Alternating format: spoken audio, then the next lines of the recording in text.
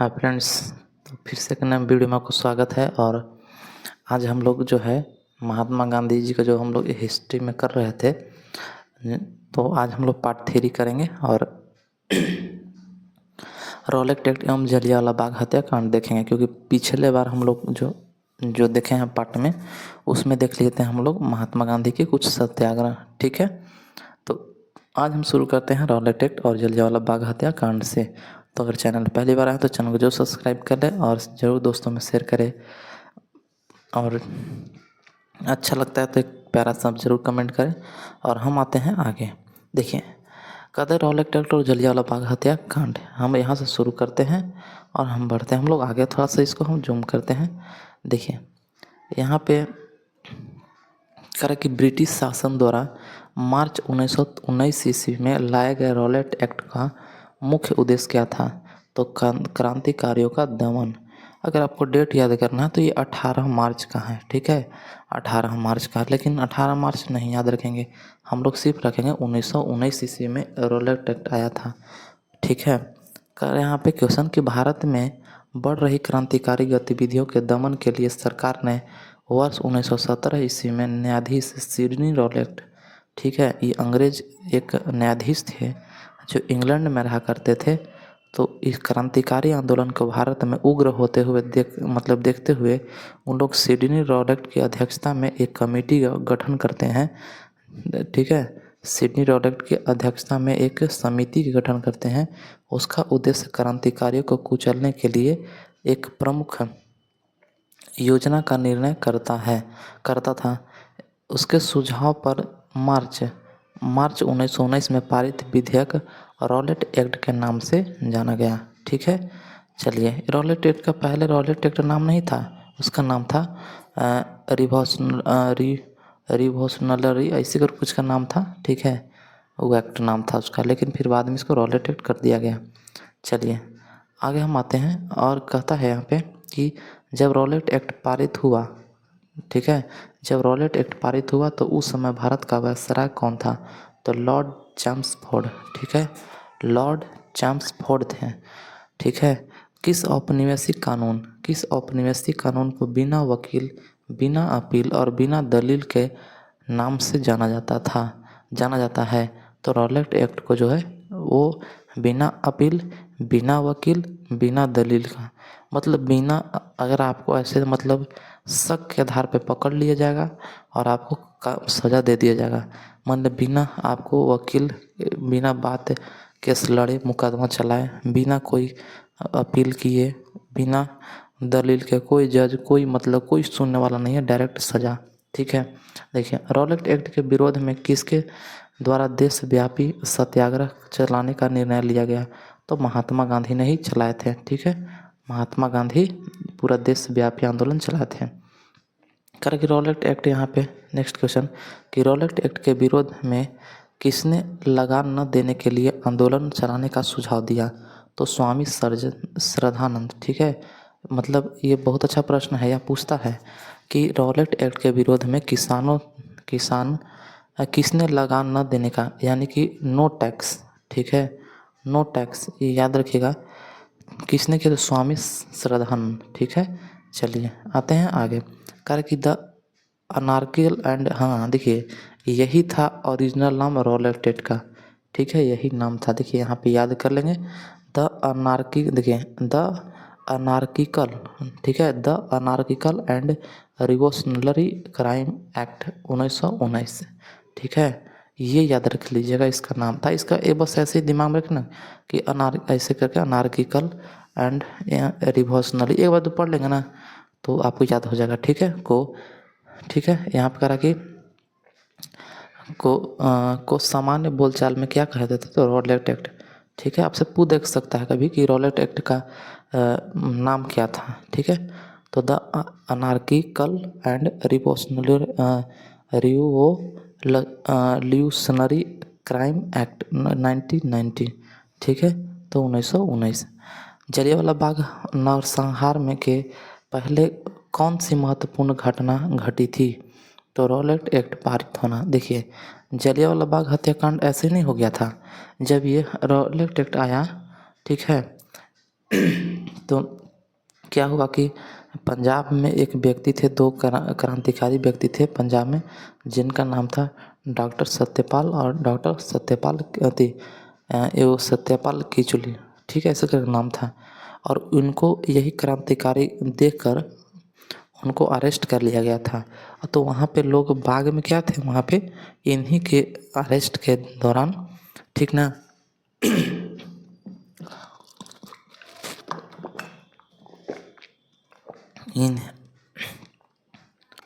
इन्हीं के अरेस्ट होने के दौरान वहाँ पे ना कुछ सभाएं चल रही थी, ठीक है। और जब सभाएं चल रही थी तो वहीं पे अचानक ने ओ डायर ने, ठीक है, वहाँ से आदेश दिया और वहाँ का जो वहाँ का जो मतलब पंजाब रेजिमेंट में वहाँ जो कार्यरत था उसका नाम था आर डायर, ठीक है। तो इसने आदेश दिया और इसको गोली चलवा दिया, ठीक है। तो जब गोली चला था तो आपसे पूछा कि पंजाब के अमृतसर शहर में जलियांवाला बाग हत्याकांड कब हुआ, तो इसका डेट के साथ याद रखिएगा, ठीक है, 13 अप्रैल 1919 ईस्वी को। चलिए आते हैं आगे। फिर आपसे कुछ यहाँ पे हम लोग इसको पहले पढ़ लेते हैं, उसके बाद आते हैं। कह रहे हैं यहाँ पे, देखिए यही चीज़ लिखा हुआ जो आपको अभी जस्ट हम बताया ना, वही चीज़ यहाँ लिखा हुआ है। देखिए कह रहा है कि डॉक्टर रॉलेट सत्याग्रह के दौरान पंजाब के दो लोकप्रिय नेता डॉक्टर सत्यपाल सैफुद्दीन किचलू और डॉक्टर सत्यपाल को गिरफ्तारी और ब्रिटिश दमन का विरोध करने के लिए 13 अप्रैल 1919 ईस्वी को बैसाखी के दिन अमृतसर के जलियांवाला बाग में एक सार्वजनिक सभा बुलाई गई थी, जहां जनरल डायर द्वारा निहत्थी भीड़ पर गोलियां चलवाकर लगभग 1000 लोगों की हत्या कर दी गई, ठीक है। इस घटना को जलियांवाला बाग हत्याकांड के नाम से जाना जाता है, ठीक है। चलिए अब हम लोग आते हैं, कहता है कि जलियांवाला बाग हत्याकांड के बाद किस विख्यात व्यक्ति ने ब्रिटिश सरकार द्वारा प्रदान की गई नाइटहुड, ठीक है, यहाँ नाइट मतलब दिया हुआ है, ऐसे नाइटहुड होता है, नाइटहुड की उपाधि वापस लौटा दी, तो रविन्द्रनाथ टैगोर ने, ठीक है, टैगोर ने नाइटहुड की उपाधि क्या कर दी, लौटा दी। तो बहुत सारे ऐसे लोग थे जो अपना उपाधि लौटा दी, जैसे महात्मा गांधी ने कैसर हिंद की उपाधि वो लौटा दी थी। देखिए जलियांवाला बाग हत्याकांड के विरोध में वायसराय की कार्यकारिणी परिषद, मतलब जो वायसराय थे बैठे हुए हमारे देश में, उनके परिषद में हमारे देश के व्यक्ति काम करते थे, ठीक है। परिषद की सदस्यता से किसने इस्तीफा दे दिया, उसने इस्तीफा दे दिया, जिनका नाम था शंकर नायर, ठीक है। शंकर नायर ने जो थे, और जो जलियांवाला बाग हत्याकांड हुआ था उसके जो सूचना दिए थे हमारा देश के ही दिए थे, ठीक है। हंसराज ने उनको जो था, हंसराज ने इसकी सूचना दिया था कि आप लोग के खिलाफ, अंग्रेज़ों के खिलाफ मतलब वहाँ पे चल रहा है, तो हमारे देश के ही लोग थे मिले हुए अंग्रेज़ों के साथ, तब ये घटना घटा, ठीक है। देखिए फिर कह रहा है कि जलियांवाला बाग हत्याकांड की जांच हेतु ब्रिटिश सरकार द्वारा किस कमेटी का गठन किया गया, तो हंटर कमेटी का, किसका गठन किया गया, हंटर कमेटी का गठन किया गया। और अगर बोला जाए कि भारत की तरफ से किसकी, मतलब भारत की तरफ से किसके, मतलब कौन सी कमेटी बैठा था, तो मदन मोहन मालवीय, यानी कि मालवीय कमेटी मतलब बैठा था यहाँ, यानी अंग्रेज़ों की तरफ से हंटर कमेटी, ठीक है। अच्छा इस पर क्यों विश्वास नहीं किए, क्योंकि इसमें 5 गो थे अंग्रेज और 3 गो थे भारतीय, ठीक है। इसलिए ये हंटर कमेटी जो था वो लोगों में विश्वास नहीं था कि फिर तो 5 गो अंग्रेज है और 3 गो भारतीयों का रखा है, तो अगर ये बिल को पास करना होगा तो ये लोग 5 को वोट दे देगा तो वो बिल पास हो जाएगा, सत्य माना जाएगा। इसीलिए इसको भी खिलाफ जो थे आंदोलन किए थे, यार ये कमेटी नहीं होना चाहिए, ठीक है।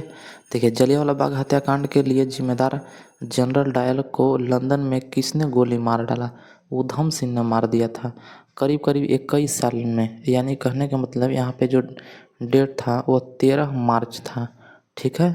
ये डेट अगर याद रखना है तो लिख सकते हैं, 13 मार्च 1940 ईस्वी में उधम सिंह ने लंदन में जाकर और उसने जनरल डायर को गोली मार दिया, ठीक है। तो ये बहुत बड़े काम, मतलब ये बदला लिए। और ये इनसे पूछा गया तो ये बताए थे कि अगर जनरल डायर मर जाता तो आप क्या करते, तो ये कहे थे कि अगर जिस दिन अगर ये कब मर जाता ना, तो उस ताबूत से निकाल कर हम गोली मार के उसी में फिर भर दें। सोचिए इतना इनको जो थे, वो जो ताबूत होता ना अंग्रेज़ों का, उसी में। तो सोचिए इतना बड़ा मतलब कलेजा मतलब सिख थे। चलिए, कांग्रेस ने जलियांवाला बाग हत्याकांड की जांच हेतु मदन मोहन मालवीय की अध्यक्षता में एक समिति गठित की। जैसे उन लोग अंग्रेज ने हंटर समिति गठन किया था, उसी तरीक़ा से भारत के तरफ से मदन मोहन मालवीय की अध्यक्षता में एक समिति यानी कि मालवीय कमेटी का गठन किया गया था। समिति के अन्य सदस्यों में मोतीलाल नेहरू, महात्मा गांधी, सी.आर. दास मतलब चित्तरंजन दास और बदरुद्दीन तैयबजी और ए.आर. जयकर। ठीक है, तो मोतीलाल नेहरू, पंडित जवाहरलाल नेहरू के पिताजी, महात्मा गांधी और सी.आर. दास अभी बताएं, और बदरुद्दीन तैयबजी और जयकर। ठीक है, ये इन लोग उसमें शामिल थे। अब यहाँ कहता है, यहाँ पे कुछ इम्पोर्टेंट पॉइंट्स जो ध्यान दीजिएगा। यहाँ पे कह रहा है कि स्वतंत्रता संग्राम की प्रमुख घटनाएं, स्वतंत्रता संग्राम की प्रमुख घटनाएं। तो ये घटनाएं क्या थी, तो ध्यान दीजिएगा। 1885 से भारतीय राष्ट्रीय कांग्रेस की स्थापना, यानी 28 दिसंबर, इसका पूरा डेट अगर याद रखना तो रख सकते हैं। 28 दिसंबर 1885 ईस्वी में क्या हुआ था कि भारतीय राष्ट्रीय कांग्रेस की स्थापना हुआ था। पहले भारतीय राष्ट्रीय कांग्रेस का नाम भारतीय राष्ट्रीय कांग्रेस नहीं था, भारतीय संघ था। ठीक है, तो ये मतलब एक व्यक्ति थे जिनका नाम था दादा भाई नौरोजी, उसने ने भारतीय राष्ट्रीय कांग्रेस मत कहा था। चलिए, 1905 में बंगाल विभाजन के, देखिए 1905 ईस्वी में लॉर्ड कर्जन ने बंगाल विभाजन यहाँ ये करा है कि 1905 में बंगाल विभाजन के फलस्वरूप आरंभ हुई स्वदेशी आंदोलन का भारत में विभिन्न क्षेत्रों में प्रसार। थोड़ा सा हम इसको जूम करते हैं तब पता चलेगा। देखिए, 1906 में मुस्लिम लीग की स्थापना, 1906 में क्या हुआ, मुस्लिम लीग की स्थापना। 1909 में India council act, India council act कब हुआ, 1909 ईस्वी में। ठीक है, चलिए 1912 ईस्वी में बंगाल विभाजन रद्द व राजधानी दिल्ली स्थानांतरण। देखिए क्या हुआ कि 1912 ईस्वी में जब हमारा पहले राजधानी, भारत की राजधानी कलकत्ता था। ठीक है, कलकत्ता, तो जब लॉर्ड हार्डिंग द्वितीय के समय जब जॉर्ज पंचम आए थे दिल्ली में, ठीक है, दिल्ली में, तो इसी ने कहे थे कि जो बंगाल विभाजन उसको रद्द कर दिया जाए, लेकिन कलकत्ता में ज़्यादा जो दंगा फसाद हो रहा है, इसको ले जाकर राजधानी क्या कहा, लाहौर ले जा रहे थे लोग, लेकिन इसको दिल्ली में रखा गया। ठीक है, तो आज भी जो है राजधानी दिल्ली ही है। ठीक है, लेकिन ले जाने की जो मतलब सोच था वो लाहौर तरफ था, लेकिन वो एकदम अलग हो जाता, इसीलिए लोग दिल्ली में इसको स्थित किया। ठीक है, तो हम भारत की राजधानी है वो दिल्ली कब बना, 1912 ईस्वी में। ठीक है, चलिए आते हैं हम लोग आगे। करा है कि 1900 यहाँ पे कि 1909 ईस्वी में गवर्नमेंट ऑफ इंडिया एक्ट, देखिए जो लोग एक्ट पारित करते थे हर 10 साल 20 साल के बाद जो था उन लोग एक्ट पारित करते थे। जैसे 1909 में एक्ट आया। ठीक है, इस एक्ट को हम लोग मार्लो मिंटो हम लोग कहते थे। फिर 1919 में आया था। ठीक है, तो ये आया था, इसको बोला जाता था मॉन्टेग्यू चेम्सफोर्ड ये एक्ट। तो सब अलग अलग करके ना उन लोग जो एक्ट पास करते थे अंग्रेज लोग। तो यहाँ पे वही है 1909 में गवर्नमेंट ऑफ इंडिया एक्ट, जिसके फलस्वरूप प्रथम विधानमंडल निर्वाचित हुआ। ठीक है, मतलब अंग्रेज़ों को, मतलब अंग्रेज अब देखें कि भाई अगर इन लोग को हम नहीं, अगर हम लोग देखें बंगाल विभाजन क्यों कर रहा था कर्जन, इसलिए कि जो बंगाल था वो बिहार, उड़ीसा और असम का क्षेत्र जो था झारखंड से मिला हुआ था। तो वहाँ पे जो था कई लोग वहाँ पे हिंदू मुस्लिम सब एक थे। तो उसको लगा कि यार अब हम यहाँ फूट डालो हिंदू और मुस्लिम में, तब जाके यहाँ राजपाट चलेगा। तो वहाँ के लोगों को समझाया कि देखिए भाई एरिया बहुत बड़ा हो जा रहा है, इसलिए प्रशासनिक जो पुलिस वुलिस जो रखने में बहुत दिक्कत हो रहा है, तो इसको हम लोग चाहते हैं कि आधा बांट दें। क्या कर दें, आधा बांट दें। ठीक है, इसको बांट देते हैं। तो अगर हम लोग बांट देंगे तो इसके सुविधा हो जाएगा, प्रशासनिक सुविधा हो जाएगा। ठीक है, कुछ यहाँ पे गवर्नर रहेंगे, कुछ यहाँ पे और दोनों को चलाने में सहूलियत होगा। लेकिन यह मतलब अंग्रेज़ों का एक अलग चाल ही था। तो ये लोग समझ गए और वहाँ से फिर जो था वो राखी बंधन शुरू हो गया। सब लोग अपने में क्योंकि एक दूसरे को रक्षा करने के लिए चालू कर दिए। तो इस बिल को रद्द कर दिया गया 1912 ईस्वी में, जब वो आए थे जॉर्ज पंचम। तो वही यहाँ पे कह रहा था कि बंगाल विभाजन को रद्द कर दिया गया था। ठीक है, चलिए आते हैं आगे। बाकी हम लोग और क्लास में करेंगे इसको बात को डिटेल में। चलिए, और दिक्कत होगा तो आप कमेंट में कर सकते हैं। देखिए आते हैं हम आगे। करा है कि 1929 में भारतीय राष्ट्रीय कांग्रेस द्वारा स्वराज यानी पूर्ण स्वराज का आह्वान हुआ। देखिए 1929 ईस्वी में लाहौर अधिवेशन हुआ। कांग्रेस का हर एक साल दिसंबर में अधिवेशन होता था। तो 1919 ईस्वी में भारतीय राष्ट्रीय कांग्रेस का जो अधिवेशन हो रहा था वो लाहौर में हो रहा था। कहाँ हो रहा था? लाहौर में। और वहाँ जो थे, वहाँ जब उसकी अध्यक्षता कर रहे थे वो कर रहे थे पंडित जवाहरलाल नेहरू। जब पंडित जवाहरलाल नेहरू कर रहे थे तो वहीं पे स्वराज यानी पूर्ण स्वतंत्र यानी स्वराज की मांग यानी पूर्ण स्वराज का मांग प्रस्ताव रखा गया। ठीक है, और वहीं से 26 जनवरी को तिरंगा झंडा फहरा दिया गया था। तो वहीं से स्वाधीनता दिवस मनाना शुरू कर दिए थे लोग। ठीक है, स्वाधीनता दिवस मनाते थे वहीं से। इसीलिए जब भारत देश आज़ाद हुआ और जब संविधान लागू होना था तो देखिए 26 नवंबर को बन के तैयार हो गया था, लेकिन यहाँ पे लागू नहीं हुआ। फिर इसको कुछ दिन तक वेट किया गया, यानी कि 1 महीना, और 26 जनवरी को लागू किया गया। उस दिन हमारा गणतंत्र दिवस के रूप में मनाया जाता है। चलिए आते हैं 1935 ईस्वी के गवर्नमेंट ऑफ इंडिया एक्ट द्वारा विधानमंडल की शक्तियों का विस्तार और निर्वाचन क्षेत्रों में वृद्धि किया गया। ठीक है, मतलब निर्वाचन करने की पूरा योजना लागू हुआ पूरे क्षेत्र में। ठीक है, आइए फिर 1940 ईस्वी में मुस्लिम लीग द्वारा पाकिस्तान के निर्माण का आह्वान किया गया। अगर आपसे पूछे कि सबसे पहले जो था मुस्लिम लीग ने पाकिस्तान का मांग कब किया, तो 1940 ईस्वी में। ठीक है, 1942 ईस्वी में भारतीय स्वतंत्रता के लिए समझौतों की शर्तों को तय करने में कैबिनेट मिशन असफल रहा। 1942 ईस्वी में देखिए यहाँ पे कहता है, थोड़ा सा ध्यान देंगे यहाँ पे, तो कह रहा है कि 1942 ईस्वी में ना भारतीय स्वतंत्रता के लिए समझौता की शर्तों को तय किया गया कि भाई भारत की स्वतंत्रता किया जाए, और इसी के लिए कैबिनेट मिशन आया। 1946 में क्या है? Cabinet mission. तो हमारा जो संविधान बना वो कैबिनेट मिशन के आधार पर ही बना था। और इसमें 3 व्यक्ति आए थे जिसका नाम था, देखिए काल याद रखिएगा, शॉर्ट में ट्रिक काल है, क्रिप्स अलेक्जेंडर और पैंथिक लॉरेंस।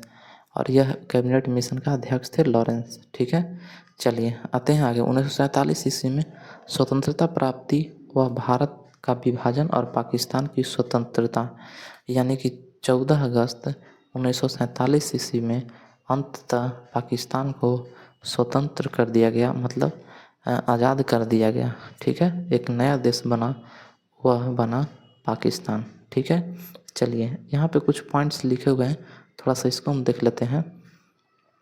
कह रहा है कि हंटर कमीशन की रिपोर्ट, यानी जलियांवाला बाग, मतलब हंटर कमीशन किसके लिए आया था, तो जलियांवाला बाग हत्याकांड को जांच करने के लिए। ठीक है, हंटर कमीशन की रिपोर्ट को गांधी जी ने पन्ने दर पन्ने निर्जल सरकारी लिपापोती की संज्ञा दी थी। ठीक है, यानी कहने का मतलब है गांधी जी का नाम था कि ये जो कमेटी बना है वो लिपापोती नहीं कहता ऊपर से चिकना देना, ऐसे ही ऊपर से चिपकनाने का काम कर रहे हैं हंटर कमेटी। ठीक है, चलिए ये संज्ञा किसने दिया था, तो महात्मा गांधी ने। तो चलिए हम लोग इस वीडियो में हम लोग इतना ही रखते हैं, और फिर मिलेंगे अगले वीडियो में हम लोग खिलाफत आंदोलन एवं असहयोग आंदोलन के साथ। ठीक है, तो चैनल पहली बार आए तो चैनल को जरूर सब्सक्राइब कर ले और दोस्तों में ज़रूर शेयर करें।